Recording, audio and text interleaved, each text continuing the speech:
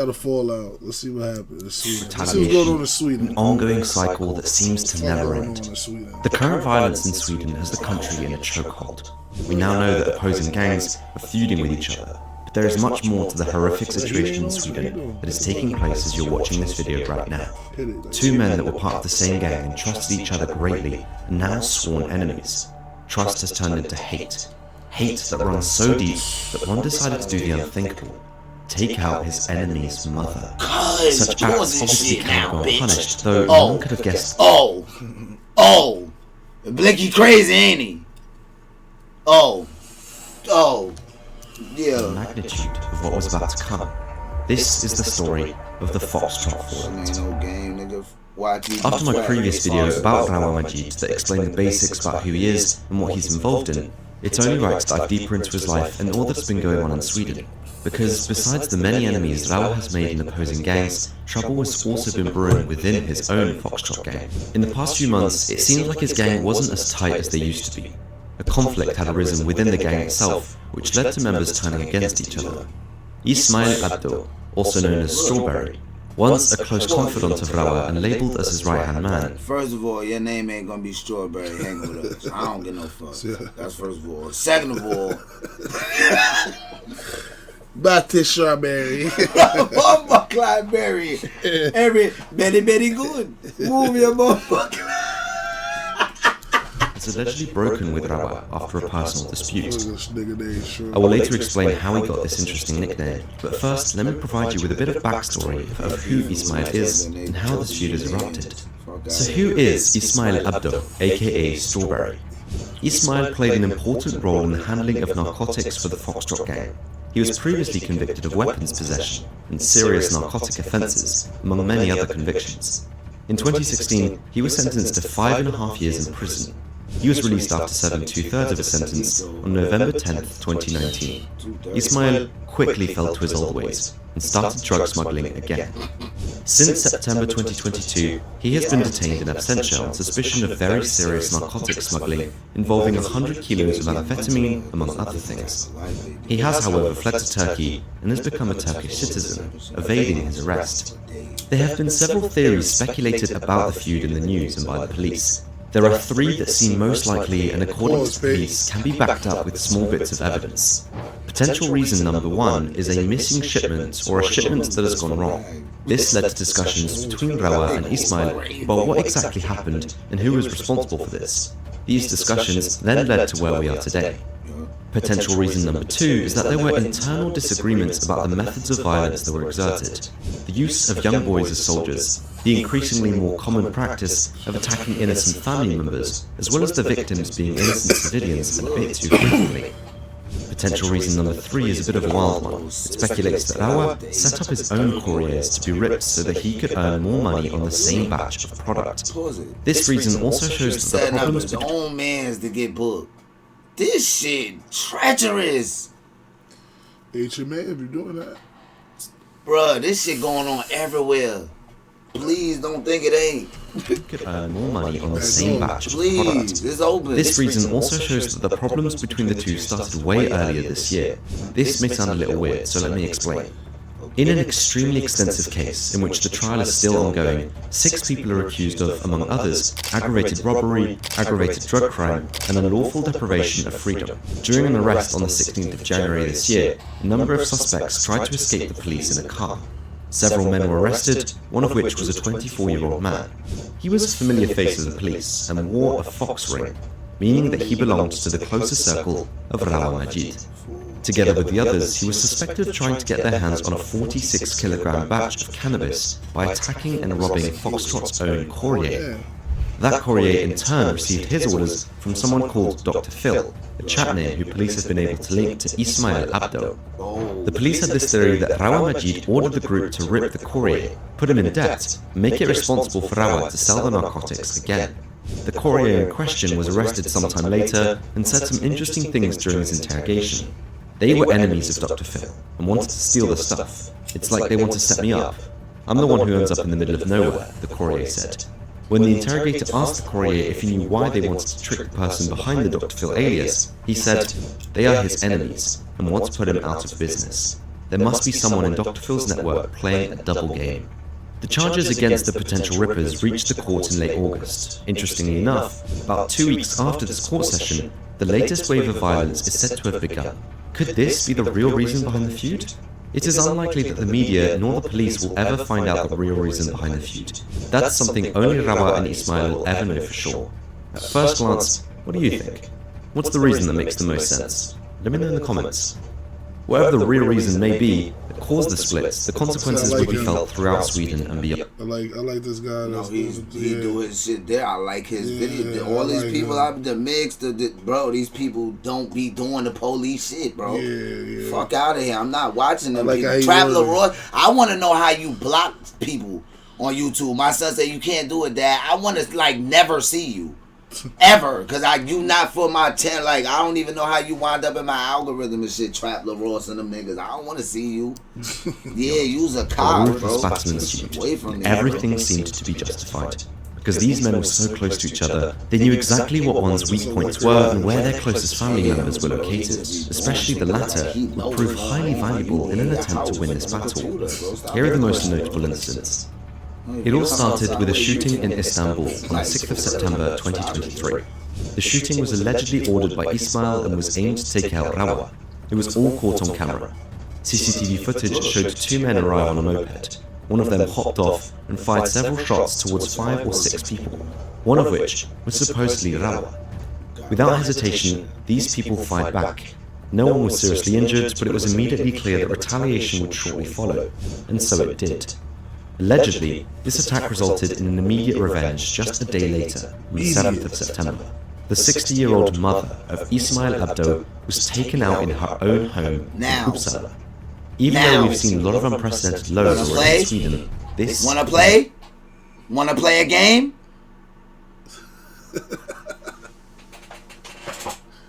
Wanna play a game? Yeah, it get real like that. It get real like that. Niggas ain't ready for shit like that, cuz it get real like that. It get real like that, cuz niggas ain't ready for that. Nigga warn with a nigga go to your door, 60-year-old, knock your mama off. Boom. God damn, that's enough to, yo. Big Word of mother, that's enough to make you go wipe a nigga whole family tree out on some taking shit. Word of mother. Good depiction of just how ruthless Rawa and his gang were. Playing with the Not boys, even someone's man. mother was safe. After this incident, there was officially no turning back. It was bound to get way worse. A 19-year-old... They shot Rawa. Immediately, they killed the dude mom. Was it worth it? In the comments. year-old and a 15-year-old were arrested for the hit shortly after. How old? A 19-year-old and a 15-year-old were arrested for the hit shortly after. When asked if he feared retaliation after this incident, Police Commissioner Jonas Eronen said, "We are extremely vigilant about what may happen now. We are using all the resources we have to prevent possible retaliation. As a safety measure, we will keep an eye on homes we may think house people of interest." This was to no avail, because just 2 days after the hit on Ismail's mother, there was retaliation again. This time, it was Rawa Majid's mother-in-law. A man repeatedly knocked on her door, however nobody opened. After a few minutes, the man shot at her apartment and fled. Had she opened that door, she would most likely not have survived. Questions were immediately asked. The police commissioner said that they would keep an eye on the homes of people of interest. Wasn't Rawa's mother-in-law a person of interest? "You say you check addresses, so how can such a shooting take place?" the mother-in-law said, shocked and terrified during an interview, adding, "Obviously it was directed at me. I'm not stupid. I'm someone who never cries, but now I'm so scared."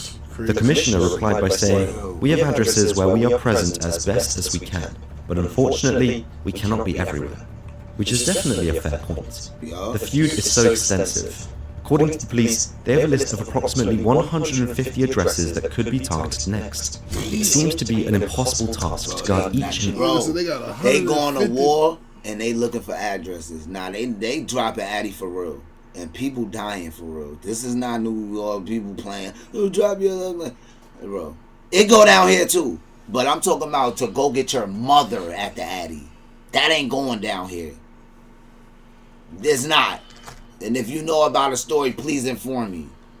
Real shit. But over there, they getting addies. Whoever at the dress is getting hit. It's Little Boozy first single. You getting wiped down. Oh yeah, you getting wiped down. Whoever in the house. What's up, Jay? When you told me the facts. Every potential victim. The same night, explosives were found near the home of one of Rawa's confidants. With the rising amount of brazen attacks, it was only a matter of time before someone unrelated to the feud would become the victim. That became the case on the 12th of September. Police were alerted about an incident that took place where a man had been taken out in the stairwell of a building where he lived. Upon further investigation, it was determined that the man named Mogos did not have any connection to the conflict and was just an innocent civilian that was at the wrong place at the wrong time. The intended target was a family member of Rawa that lived in the same building. This incident was quickly followed by yet another shooting on the 13th of September around 3:45 at night. It was once again aimed at a family member of Rawa. However, despite firing several shots, the shooter did not succeed as his target managed to flee. Police arrived to the scene quickly and managed to arrest the shooter, which was once again a young boy. Later that day, an explosive was found in the same. They sending them little niggas over there. Go shoot that shit up. And they going to youth detention centers after a murder for only 2-3 years. So that's why they doing it. Yeah, I'm about to go to Sweden.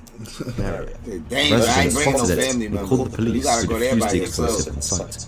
Then, around 9 in the morning on the same day, 19-year-old Giovanni was taken out in Vasastaden in central Stockholm. According to information from the police, he was linked to Rawa and managed drug sales in Havna.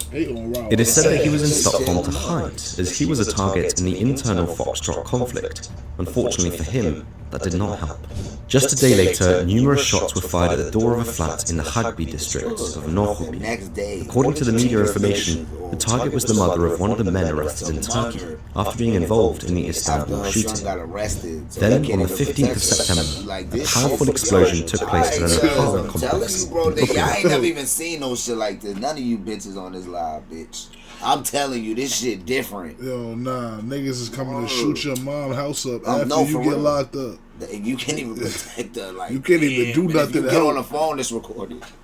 You can't even do nothing, bro. That's sad. Like, that's yeah, different. I got enough to make you cry. Cause what are you gonna do?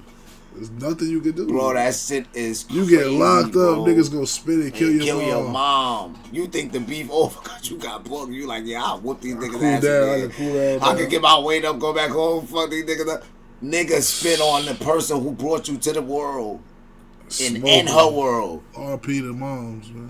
Bruh, and then they went and got dude mama, and look, that ain't even his mama. She didn't even have him. Like, y'all ain't even seen no shit like this. Y'all can say whatever about me. I'm putting y'all onto some real life shit. Y'all ain't never seen no shit like this. None of you bitches. Yeah, don't worry, I'll wait. Nigga said, Blake, is this worse than your country bombing innocent people, though? You getting political, niggas. Worse than my country? In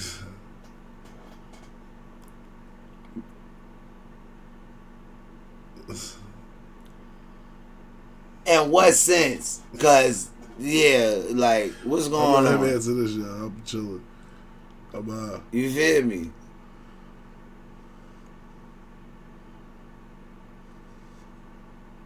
My own country brought down the Twin Towers? Me? Dummy. Thank you, Emmy.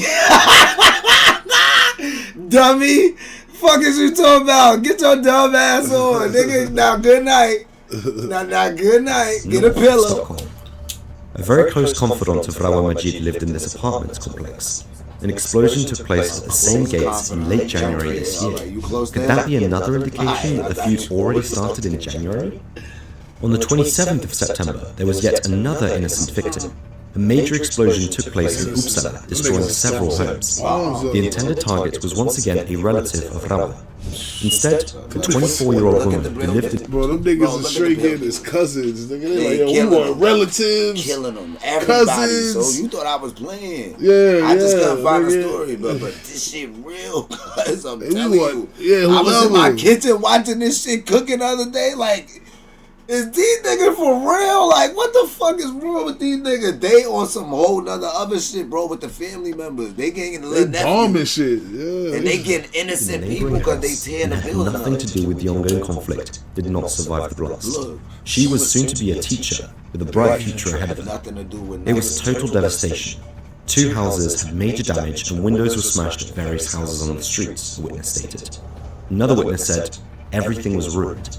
The entire outer wall disappeared, and the adjacent house was also completely demolished. It must be said that there have been many, many more incidents involving bombings and shootings. However, Swedish police could not link those incidents to the feud of Rawa and Ismail just yet, as they need further evidence. They do think that it is most likely that a big majority of those attacks were linked to this feud. These insane amounts of violence, paired with the total ruthlessness, caused those directly involved to flee the country. Some of their family members and other relatives did so as well for their own safety. I can't sleep at night because I don't know if my front door is going to explode or if someone crazy is going to enter and shoot us. We're absolutely terrified, said an anonymously interviewed family member who has nothing to do with the feud except being family to someone involved. In the entire month of September, there had been 11 fatal shootings, many of which were... You better go get a gun or a bomb, nigga. Fuck is you talking about? They on it. You scared, you gotta nigga. You ain't got no time to be scared. You gotta adapt. Ain't no time to be scared, nigga. You gotta adapt. Nigga said them yard men that kill you over a chicken. Bumbleclad. Make sure it jerk. Ah! Pause. I love jerk chicken. Yo, clip that. Yo, clip I love that. jerk chicken. Clip that. Yo, bro. Bro. I love jerk chicken, bro. Clip that. Somebody clip That was crazy. Bro, I love jerk chicken. That was I'm going to take my shot. Yo, yeah, look at you. Yeah. That was crazy. I'm going to take my shot of my cup. That was absolutely crazy, bro. Bro. That was absolutely crazy. Let's get back to this dude, man. The feud between Rawa and Ismail. It marked the worst month for the country since recordings began in 2016. You may have noticed that most of the recorded attacks were coming from Ismail, not Rawa. Investigators started questioning Rawa's strength and that of his Foxtrot gang. Here's why. You know why I'm finna Rawa go get some jerk chicken right? too. Pause. You know why Rawa getting like whooped in the war? Because dude was his man's. Yeah, he know everything about him. He know where everybody lives. You're done. You're done. What Mo said? You're done. You're done. You're done. You're diluted. You're rat. You're done. Rawa fled to Turkey somewhere around 2020. Diluted. He brought himself Turkish citizenship through the so-called Golden Passport program. With this program, Turkey offers citizenship in turn for an investment of $400,000. This money can be invested into the economy via real estate, for example. There are not a lot of questions asked when applying. You just have to be who you say you are. Keep that in mind. Making it rather interesting for criminals to apply because being a Turkish citizen offers a lot of perks. First and foremost, in general, Turkey does not extradite their citizens. If a criminal becomes wanted in their country, he or she can feel relatively safe in Turkey. This counts specifically for Sweden. Y'all want to hear something about Turkey? I swear to God, I got a drone from Turkey. They got deported to Turkey. Swear to God. What? Mm-hmm. Swear to God. So see that now. Swedish criminals, as Turkey and Sweden do not have a formal extradition agreement, shrinking the chances of being extradited even more. Secondly, a criminal is most likely safer in Turkey, being far away from their enemies, the shooting in Istanbul being an outliner, of course. Turkey is a true safe haven, and for a wanted man such as Rawa Majid, this is a good hideout. Sweden had already remanded Rawa in absentia several times, but they wanted to get him in court. Officials said they do not have high hopes of seeing him in Swedish court anytime soon due to his Turkish citizenship. However, this hope might have increased after they heard the news that there was an ongoing legal case against Rawa that could cost him his citizenship. According to the legal case, Rawa had registered himself under a false name for the Turkish citizenship, alluding to potential forgery. He applied as Miran Otman. According to the case, he did so because if he applied under his real name, Rawa Majid, he would pop up as one of Sweden's most wanted people and would potentially be denied Turkish citizenship. This case got a new impulse after the shooting incident on the 6th of September in Istanbul. The negative press caused a lot of eyes looking at the situation critically and could be the potential catalyst for the change in Turkey. If he loses the case, Turkey could potentially withdraw his citizenship, leaving him up for extradition. The person is then often sent back to where he came from, which in this case would be Sweden. The question is, will he lose his citizenship? Well, stay with me. It is assumed that Rawa is protected by high-level figures within the Turkish police and government. A prime example of that was the highly confidential information about Rawa that Sweden sent to Turkey, which immediately was shared with him, just to give an example. Then, out of nowhere, news broke. Rawa Majid had allegedly been arrested on October the 5th while passing the border into Iran, according to SVT. They based the news on multiple independent sources that all confirmed it. According to the information, the arrest took place in connection to some kind of traffic control stop, and it may be false ID documents that led to his arrest. I say allegedly because, was it true? Thus far, Swedish police nor their Ministry for Foreign Affairs have confirmed the news. There is no evidence in terms of pictures or video footage that shows Rawa being arrested or in handcuffs, like there were when he was arrested briefly in Turkey. Shortly after the news broke, Prime Minister Ulf Kristersson was quickly interviewed and told that he received the information but could not confirm it yet. People close to Rawa immediately denied the news. All in all, lots of contradicting details were circulating. The overall consensus is that if Rawa was arrested, he may have been detained briefly, but was released shortly after for thus far unknown reasons. Either way, all the tumults did not really benefit Rawa, since he was still engaged in a full feud with Ismail Abdo. Instead of being able to fully focus on the feud, he had to worry about other problems, significantly weakening his position. To make matters even worse, one of Rawa's alleged stash houses was raided on the 6th of October. When police raided the industrial premises, they... As soon as Blurry come in the chat, this shit get blurry. What happened? What are you talking about? Blurry, pause, blurry. Blurry zesty as hell. Blurry on that old spice? Blurry zesty as hell. What Blurry on that old spice? Blurry zesty as hell. They found drugs worth 32 million kroner, approximately 2.7 million euros. In the phone of one of the suspects, police found pictures showing him wearing a fox ring on his finger. During an interrogation, he said that he found that ring at the kiosk and decided to keep it. Was this Rawa's stash house? It could have been another blow to his organization. Then, an interesting article was published mid-October, in which an anonymous member of the Foxtrot gang touches on the reason for the feud, the current state of it, and the frequent use of young boys as soldiers. The anonymous member said that there were two reasons for the escalation. One was the shooting in Turkey, and the second reason was the hit on Ismail Abdo's mother. Just because the wind is blowing a bit the other way, I don't sell my friends for money. It will only get worse. For every affected family, 10 more will be affected. I could have brought Rawa to the people for 50 million. People offered 20 million. I could have sold them out already, but I am a man, and I... Every one family, another 10 families gonna get it. Did you hear him? Yeah, I could have sold them out, but I ain't. Now I'm never my man, nigga. For 15 million, they offered me 20 million. Could have bended it. Yeah, right, nigga. I will never do that. Most likely referring to the fact that he could give up Rawa's location to Ismail for said amounts of money. In regards to the young boys being used as soldiers, he said, "A 15-year-old can take out one person, or he can take out 100 people and get 4 years of closed juvenile care. It has become trendy to have people of that age. They see people with chains, they see 15 and 16-year-olds getting money. There is nothing else to do." On whether he thought it was okay to use these young boys as soldiers, he said, "I don't think it is right, but you have to." And finally, on the question when it would end, he answered, "Never, until Strawberry gives up." Most of you will probably have the same thought at this exact moment. Neither side is giving up anytime soon, and you are absolutely right about that.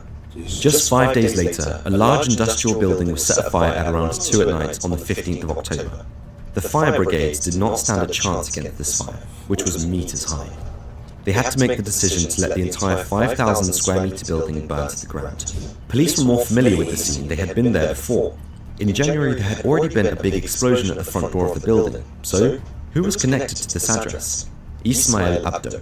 The large industrial building was home to a company dealing in fruit and vegetables, allegedly belonging to his family. Remember Ismail's nickname, Strawberry? That's where he got his name from. A noteworthy detail is that according to speculation, the warehouse was also used as a stash house for his narcotics. Could this be retaliation for what happened to Rawa's stash house? Police press spokesperson Daniel Wiekdal could not confirm nor deny that this incident had anything to do with the ongoing feud between Ismail and Rawa. For most of the people, it was clear. This had 100% to do with the feud, and once again, retaliation was bound to follow shortly. It's clear that this feud is far from over. I mean, at the time of writing this, and the day this video will be posted, I can ensure there will be many more incidents related to this feud. But who will win? And more importantly, at what cost? Nobody. With Rawa Majid lying low after his alleged arrest, his new right-hand man has taken the foreground. This man is called Mustafa Al-Jibori, and I can tell you, the video about him that I'm currently working on is about to get absolutely insane. Be sure to subscribe and stay up to date on this one. Meanwhile, back in Sweden, gangs that were once loyal to Rawa have now pledged their allegiance to Ismail. For example, the Zero Network has allegedly switched sides and now work with Ismail instead of Rawa. What hasn't helped either is that several of Rawa's associates have allegedly been arrested in Tunisia this past week. Is Ismail becoming stronger than Rawa? Or is something brewing, and will Rawa and Mustafa strike back viciously? By the time you're watching this, I'm already working on a follow-up video. For now, all I can say is be sure to subscribe to the channel so you will not miss a thing. Plus, it would be really helping the channel. We're almost at 100,000 subs. Don't forget to like the video if you have enjoyed it. Thanks for watching, and I will see you in the next one. Chill, cuz I fuck with you, my nigga.